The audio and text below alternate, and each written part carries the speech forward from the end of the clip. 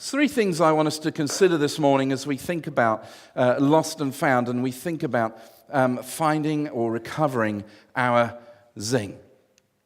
The first thing is this: don't live at the service station. Don't live at the service station. Why did he settle there? Perhaps there's a sentimentality about this place, because as I've read that passage, you may well have noticed that his son, Haran, has died, and then on the way to Canaan, they come to a place also called Haran, and he settles there.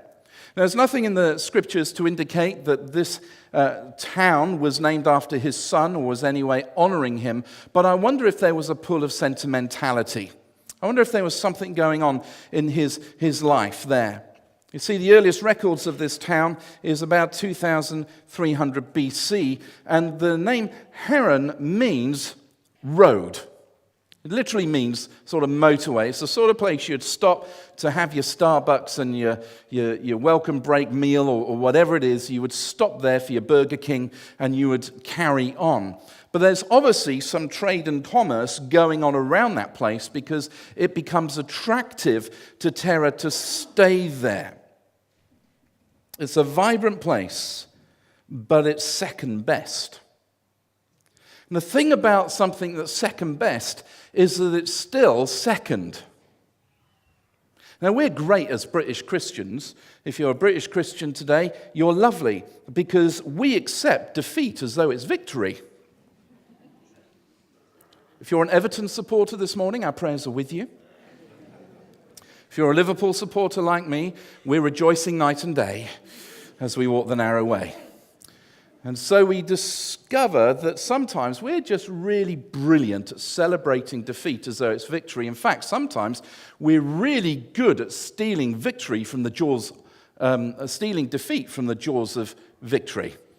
We seem to be content with it. We seem to be happy with it. We are the most contented nation in the world sometimes. I think we're a bit of a sleeping lion, but we're the most contented nation in the world. This week we were asked to join some friends of ours and to go and have a carvery with them.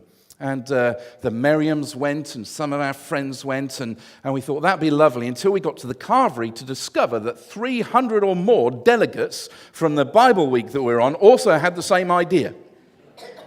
And so everybody is queuing. Now, I have to say, I'm a relatively patient man, which means I'm patient with my relatives. You understand? Other than that, I don't suffer fools easily. And everybody is queuing up for this carvery, which looked delicious, I have to say. But when I got to my turn, and bearing in mind it took me 15, 20 minutes or so to get to the pay point where you order your carvery or your meal and your drinks and so on and so forth, and I said to the lady there, I said, do you do set menus? She said, yes, you can have a set meal. They're about 50p or £1 more expensive, but you can order a set meal. I said, how long will it take your kitchen staff to bring us the set meal of spicy Mexican chicken, I think it was, with veg? How long will it take them? About 10 minutes. And I said, how long do you estimate this queue is for if I join the end of the carvery queue to the beginning? How long will that be? She said, about 25 minutes to half an hour. I said, bring us the set meals. But no, everyone else is there. We're Christians, and we're British, and we're Christians, which is probably the two worst combinations in the world, because the British Christians, we're told to be patient. So we're all there. Yes, we're not going to get angry under the collar. We're not going to get upset because we've just come out of a church service, you understand. So now we must look like we're enjoying the experience. And they settle there, and I'm thinking, I just want to eat. I want to sit with my friends. I want to chat.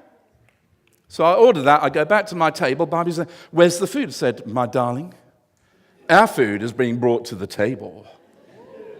Now, all right, you might say, oh, it wasn't the carvery, Keith, it wasn't that. But then I got to sit with my friends and chat with them for the half an hour that I would have spent in a queue. Is anyone else with me on that? I hate queues. I mean, we're so British about it, aren't we? We're just like, a queue is here. Oh, people will be lining up outside of heaven. Do you know who it'll be? It'll be us.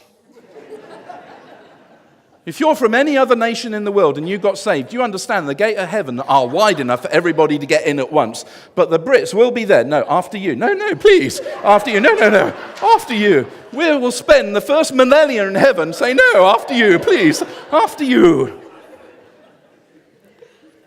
Why do we settle for second best, and why do we stop before God's purposes are complete in our life? John F. Kennedy said, once you say that you're going to settle for second, that's what happens in your life. Once you accept it, that's what happens.